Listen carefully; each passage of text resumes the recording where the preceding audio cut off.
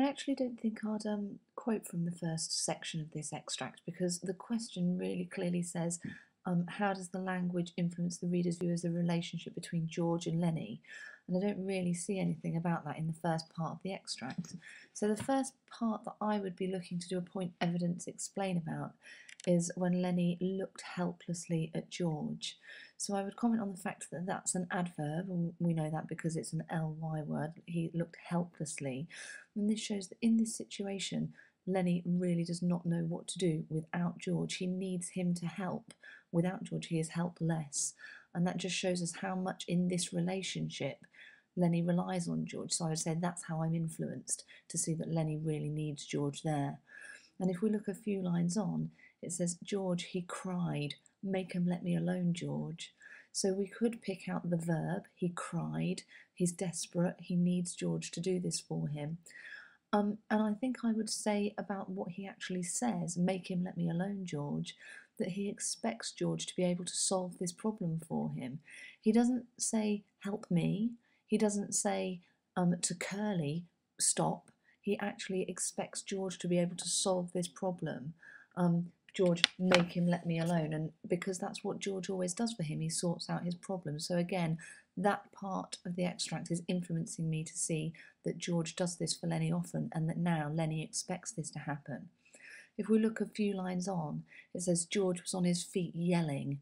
And that shows me that in this relationship, George has an instinct, a kind of gut feeling that he has to protect. As soon as he sees the danger, he's on his feet and he's yelling. Again, an interesting verb choice that we could do a point evidence explain about. If we go further on, George continues to say to Lennie, get him, don't let him do it. But before he actually does anything, we read that Lennie took his hands away from his face and looked about for George. And even though he's heard George telling him to do these things, it's like he just does look for that confirmation from George. He actually has to check that this is what George wants him to do before he does anything. Moving on, another quote that I would pick out is George ran down the room.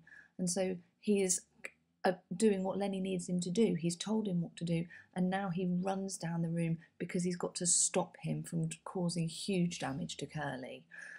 He then has to slap him.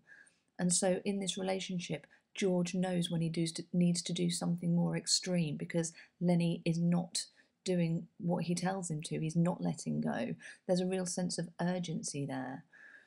And then when Lennie realises what he's done, he crouched, cowering against the wall. So I would comment on both of those words in a point evidence explain. Lennie takes no responsibility in this relationship, and that's another thing that I'm influenced to see, because he's not scared or worried about the fact that he's actually hurt a man. He's worried that he might have let George down. He says, you told me to, miserably, showing his part of the relationship.